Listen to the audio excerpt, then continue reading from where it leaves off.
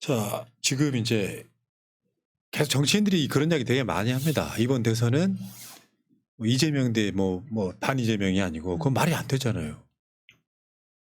지금 대선은 체제 수호 세력, 민주 수호 세력과 반체제 극우 세력과의 싸움이 돼야 된다 이렇게 이야기를 합니다. 그래서 나온 이야기가 이재명 대 반 이재명 전에 헌법 대 반헌법. 반헌법. 그런 식으로 프레임을 그렇게 가야 된다는 거지. 안 그러면 사람들이 또 착시에 시달려요. 야, 이재명 뭐 별로 안 좋아 보이는데 어쩌고저쩌고 하는 얘기 있잖아요. 지지율이 떨어졌네 어쩌네 하면서. 그러니까 이재명 대표만 보이는 거야 사실은. 완전히 약간 스토커 같은 거. 그래가 야, 네 지지율 안 올라간다? 이재명이 먼저 있는 거야. 아니 벌써부터 이재명 지지율 박스권 이거 나오던데. 보고 있다. 미친놈들. 그게 그 박스권이 윤석열이 제일 잘했을 때 지지율보다 높아. 그렇지. 어저께 이제 이재명 대표가 문재인 대통령 만나러 갈 때 김민석 최고가 못 갔어요. 기자회견 때문에. 그 일요일 날을 월요일 전에 하루 먼저 여는 그 행사들이 있어요. 원내대표나 뭐 수석 최고나 이런 사람들이 사무총장이나 하는 회견인데 어저께 김민석 최고가 뭐라 그랬냐면 정권 교체는 서울 민심의 최대 요구였다. 이재명 큰 폭 지지율이 1위다. 핵심은 저건데 큰 임팩트 있는 헤드라인 아닌 것 같은데 어떻게 해도 이재명 대표가 지지율이 그냥 1위가 아니라 큰 1위다. 그걸 하나 이제 우리가 보려고 준비한 게 하나 있어서요. 제가 지난주 금요일 날 일주일 전에 갤럽 여론조사를 소개를 해드렸었는데 그거 한번 볼게요. 일단 날짜를 보셔야 돼요. 22일, 23일 YTN과 엠브레인 퍼블릭은 이렇게 나왔습니다. 파란색 이재명이고요. 나머지는 국민의힘의 주자들인데 22일, 23일 날이에요. 날짜를 잘 보세요. 지금 오늘 날짜는 31일이에요. 연휴 뭐 직전 이런 건데 41대 41, 41대 41, 42대 38, 39대 33이잖아요. 현재로서는 국민의힘 지지층의 그 지지를 한동훈이 못 얻고 있는 분위기인데 그럴 때 저때 야 어떻게 이재명과 오세훈이 동률이 나오냐 할 때 이념 성향별로 한번 보겠습니다. 보수 359명, 진보 208명이면은 150명이 많아요. 150명이 많아요. 75%가 맞네. 150명이요. 150명 그 15%를 네, 왔다 갔다 7.5%씩 갖다 나눈다고 생각하면 해봐요. 그러면 이재명 대표의 지지율은 10% 정도 이상 올라갑니다. 양 당사자가 어. 15%까지 차이가 나버릴 수 있는. 그러니까 여러분들이 있잖아요. 이따가 다시 한번 설명을 드리겠지만 여론조사 현혹될 필요가 없어. 저게 지금 이제 22일, 23일이었고 23일부터 25일 SBS하고 입소스 여론조사예요. 이때는 이재명 42, 김문수 28, 홍준표 40, 그러니까 이재명 41, 홍준표 27 이런 식이에요. 이 대략적으로 보면은 오차범위 한참 밖에 있잖아요. 10몇 % 차이 나잖아요. 그러면 이 사람들의 저 이념 성향은 어떻게 됐을까 한번 볼게요. 보수 305, 진보 261. 그래도 한 40명 정도 차이 나거든요. 40명 정도 차이가 나고 보수가 더 많아요. 그렇다 보니까 보수가 한 50명 가까이 많아도 이재명 42, 김문수 28이에요. 14% 이상 높아요. 오차범위 밖에서. 근데 날짜가 더 뒤로 왔잖아요. 명절 뒤로. 그 다음에 한국리서치하고 KBS 여론조사 보겠습니다. 이거는 홍준표, 이재명, 오세훈. 오세훈 뭐 해가지고 보면은 여기도 오차범위 밖에서 앞서고 있잖아요. 이거 보면 이념 성향별로 한번 볼까요? 진보 268, 보수 336. 여기도 지금 60명 이상 차이가 나잖아요. 6%예요. 그런데 제가 계속 말씀드리는 이유가 지난 대선 이재명, 윤석열 73. 0.73% 24만 표. 사실은 50대 50이었다고. 진보 보수가. 근데 이 상황에서 보수가 5% 많은 것도 과표집이고요. 제가 봤을 때 우리가 봐줄 수 있는 정도면은 한 2, 3% 정도 많으면 그 퍼센트 맞추기는 힘들어요. 근데 지금 15% 많은 여론조사들을 갖고 야 이재명 지지율 안 올라 어쩌고 막 계속 그러고 있었잖아요. MBC 여론조사 한번 보겠습니다. 차기 대선 선 후보도 이건 뭐 다자대결이긴 한데 이재명 36, 김문수 17. 일단 우리가 행복하긴 하죠. 김문수 17에.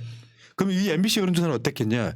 이상하게 MBC 여론조사가 보수 과표집이 굉장히 많았습니다.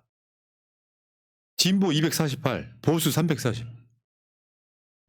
그 100명 넘게. 이거는 미스테리 이런 게 아니고 간절한 사람들이 윤석열 구해보겠다. 아. 이런 잘 받는 거고요. 근데 저 사람들이 두 편이 아니잖아요. 대선 때 어차피 같은 한 표예요. 예. 그러니까 이거는 신경 안 쓰셔도 되는데 이번에 나왔던 것 중에 지금 방송 3사 한번 보겠습니다. 차기 대선 정권 교체, 정권 연장 여부 한번 볼게요. KBS 정권 교체 50, 정권 연장 39. MBC가 아까 굉장히 과표집이 많았다 그랬죠. 50대 44예요. SBS는 50, 43. 실제로는 제가 봤을 때 60대, 65대 한 30 정도 가고 잘 모르겠다 빼고 나면은 대략 그렇게 갈 것 같다 이런 생각이 드는데 자 그러면 그 여론조사의 성향도 한번 볼게요. 이념 성향. 요거는 대선 주자를 물어보는 거예요. 여기 뭘 보려고 그러냐면 중도를 보려고 그래요. 지금 이념 성향이 없고 보수, 중도, 진보 이렇게 있잖아요. 중도층이 333명입니다. 맨 앞이 이재명, 그 다음에 김문수, 오세훈, 홍준표예요. 중도층에서 이재명 42, 오세훈, 아니 저 김문수 10이죠. 이렇게 보수가 과표집 돼서도 그렇다는 거예요. 중도에서는.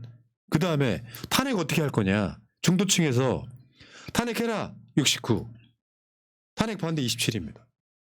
결국에는 보수, 진보, 과표집 볼 필요가 없다.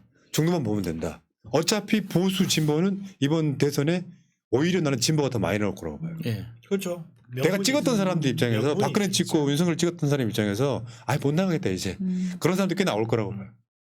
신경 안 쓰셔도 된다. 그리고 우리나라가 지금 이게 공화국 대 반공화국, 민주 대 반민주 이렇게 지금 구도가 딱 명백히 나눠진 부분이 있는데 사실 기억해 보면요, 대한민국 건국 이래로 그 구도가 바뀐 적이 없어요. 예. 항상 그랬어요, 항상. 그래도 이제 이번 대통령 선거에서는 대한민국이 생긴 이래로 가장 높은 투표율이 나올 거라고 봅니다. 그러니까 이 탄핵, 이 계엄을 겪으면서 이 중도층에서 이 정치에 관심 없던 사람들조차 그러니까 최소한 나의 이 분노를 해소하기 위한 방법으로 투표장을 찾을 거라고 봅니다. 그래서 저는 여러 대통령 후보들이 나오겠지만 이게 그 후보들과의 경쟁이 아니라 이재명 찬반 투표가 될 거라고 봐요. 네. 결과적으로.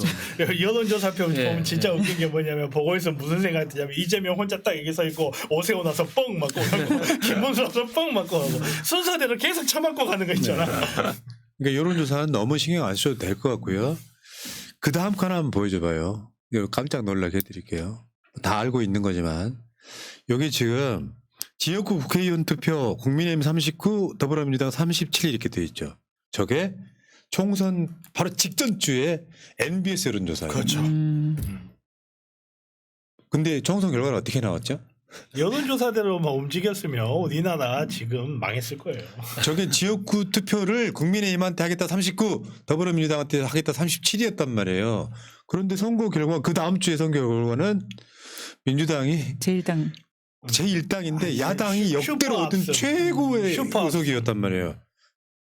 그리고 1당 예상. 근데 그 똑같은 주에 했던 MBS 여론조사의 1당 예상은 민주당이 53, 국민의힘이 30이에요. 실제로 국민의힘 지지층들도 보수 과표집이 아까 KBS 거는 15%가 높았잖아요. 그런 선거는 없어요.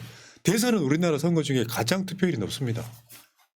그럴 때 지난 대선 때 생각을 해보면 2022년 3월 달에 대선 생각해보면 진보 보수는 똑같이 나올 수밖에 없는데 저 여론조사 1000명 중에 150명씩이나 더 많이 응답한 분들이 갖고 있는 표가 득표가 아니라는 거. 절대 여러분들 사기 죽으실 필요 없고요. 짧게 하나만 하고 갈까요? 지금 이때다 하고 튀어나오시는 분들 나는 잠룡이라고 하는데 찹용. 약간 그 다음에 저게 뭐냐면 난 저런 분들을 그렇게 막 방송으로 디스하는 스타일은 아니에요. 근데 이 계엄 국면에서 뭘 하셨습니까? 뭐 당원들이랑 같이 싸웠다거나 이런 것도 아닌 분들이 야 곰곰이 생각해 보니까 이재명 리스크가 있어.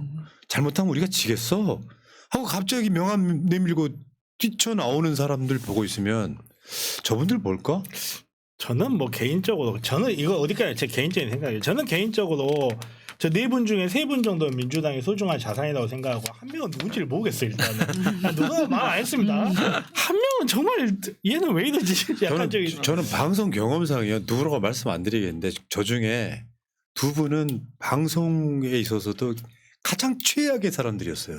내 겪어본 사람들 중에. 아, 사람이요. 답답해. 누군지 알 것 같은데. 그리고 안 가르쳐 줄래? 그리고 문제는 뭐냐면 이 타이밍에 이번 연휴 때 나온 여론조사 중에 이런 게 있어요. 그럴 리도 없겠지만 이재명 대표의 자리가 혹시나 빈다면 누구를 찍을 것인가 하는 여론조사가 있어요. 그러면 필연적으로 누구를 찍게 되냐면 이재명을 돕고 그렇죠. 당원들이랑 같이 싸웠던 사람들을 찍지 저런 식으로 나와갖고 이야기 하나 볼게요. 임종석 친명의 색깔만으로는 신뢰가 어렵다. 이게 왜 그 일극체제 이야기할 때 하는 이야기인데 일극체제가 만든 건 저 사람들이 못나서 그런 거잖아요. 아니 그리고 총선에서 공천도 못 받은 사람은 그런 이야기 하면 안 돼요. 말고 일극체제라는 말 자체가 말이 안 돼. 김경수 당 일극체제 문화 바꿔나가야 여러분들이 바꾸셔야 된다고요. 자기 실력으로 바꿔야지. 이재명 대표가 나 일극체제라고 하고 있는 게 아니잖아. 당원들의 뜻이잖아 저거는. 그다음에 김동연 이재명 당선 무효용 나오면 지장 있을 것. 누구세요? 아니, 나오면 이야기해. 아니, 논리적으로 말이 되는 소리를 해야지. 김부겸 강공 일변도 리더십의 국민 피로감. 아니 은퇴했으면 좀 조용히 계시지 왜 은퇴한다 해놓고. 응? 아 그러니까요. 이런 시기에는 윤석열 탄핵을 위해서 민주당이 똘똘 뭉치자는 메시지만 내도 됩니다. 갑자기 일국체제 이야기가 나오고 무슨 뭐 이재명 당선 무효용 이야기가 나오고 나 솔직히 말해 그중에 한 놈만 갈게요. 미안합니다. 김동연. 내가 알고 있는 정치인 중에 가장 태도가 불만스러운 사람이 저 사람이에요. 인터뷰에서. 그러니까 대표적인 기회주의자. 아니, 사실 저 사람이야말로 어떻게 보면 민주당이 윤석열이죠.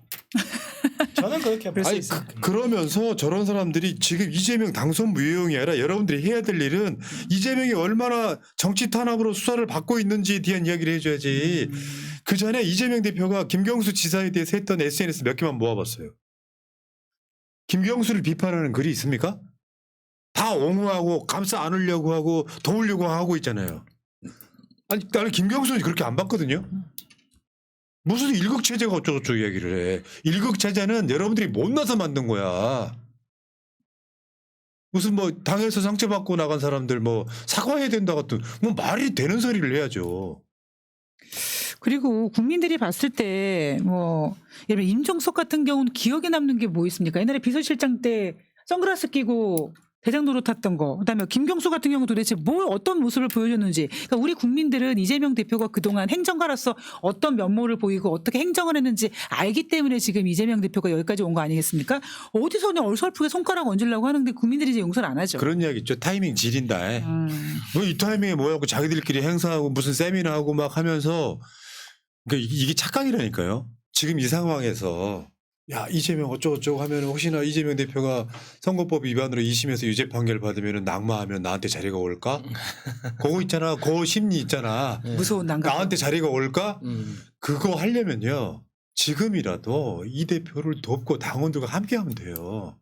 저런 메시지가 도움이 됩니까? 그러니까 희생을 해서 자기 점수를 얻으려고 해야 되는데 쓸데없이 정치적인 포지션이나 공평 싸움 같이 아니 왜 이재명만 나한테도 기회가 와야지 막 이런 식의 그게 좀 어설픈 뭐라고 해야 될까 정치적인 그 위치 같은 걸로 자기의 자리를 얻으려고 하는 거 비겁한 거예요. 이재명 대표님은 우리가 기억하는 것만 해도 몇 번의 죽을 고비를 넘겨가면서도 대한민국에서 민주당이라는 어떻게 보면 탄압받아왔던 민주 정치 세력을 지금까지 이끌어왔어요. 수십일간 단식을 하기도 하고 자기 몸에 칼이 맞기도 하고 정말 죽을 뻔한 위기에서도 자기 라이브를 켜고 국회 담을 넘어가면서 우리는 그걸 봤기 때문에 저 사람에 대한 부채의식이 쌓여 있단 말이에요. 근데 거기에 비해서 너희들은 뭔데 도대체. 저는 다시 한번 이야기하지만 저는 이 네 사람을 배척하자는 뜻이 절대 아니에요. 저는 그 사람들이 언젠가 어디선가 그 사람들 나름의 역할을 할 수도 있고 그리고 원래 동지의 언어도 비판을 하고 비난을 하라고 너무 극단적인 언어로 가면 나중에 이 사람을 써먹을 때 못 써먹게 되기 때문에 그렇게까지 가고 싶진 않은데 정말로 정치를 하면서 국민들한테 표를 얻고 싶으면 그 전에 국민들한테 뭔가를 제공을 해야 될 거야. 맞죠. 네. 그러니까 이런 국면에서 정치인들이 후진 거예요. 묵묵하게 뭔가를 하면은 그런 여론조사가 있었다니까요. 거기 1위가 누구였냐면 추미애였어요. 내가 했던 말 그대로잖아요. 대선 때도. 이낙연이나 박용진처럼 하면은 나중에 어떤 상황이 생기면 대표를 지지했던 표들이 그 사람들한테 가는 게 아니에요. 그렇죠. 같은 당연히 동지들한테 아니에요. 가는 거지. 자, 그러니까 이런 상황에 저는요 이재명 대표가 아까 그 문재인 대통령 만나고 이러는 것도 가급적이면 갈라치기 방지를 위해서 저런 분들 비판 안 하려고 엄청 노력하는 방송입니다. 왜?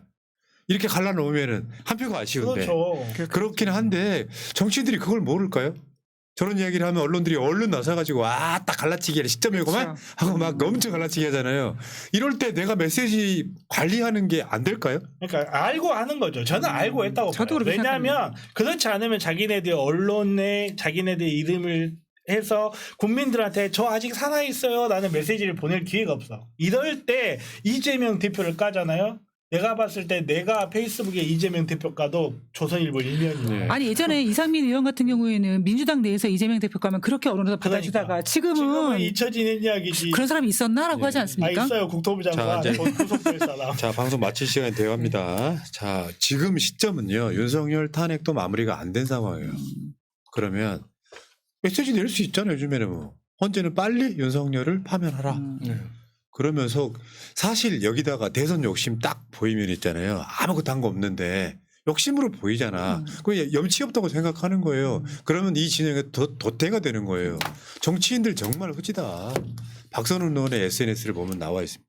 이재명 그러니까 윤석열에게 탄압받은 자 그리고 윤석열에게 사면받은 자. 야, 대시. 야, 전 그런 생각이 들었고요. 근데 지우셨더라고요. 네. 맞죠. 논란이 됐었나 봐요. 자, 국민의힘이 지금 탄핵 불복 노리고 있을 때 우리 현실적으로 우리 진영 쪽에서는 일단 똘똘 뭉치는 모습 아직까지는 괜찮았는데 갑자기 갑툭튀하는 것 좀 너무했다 이런 생각이 들었고요.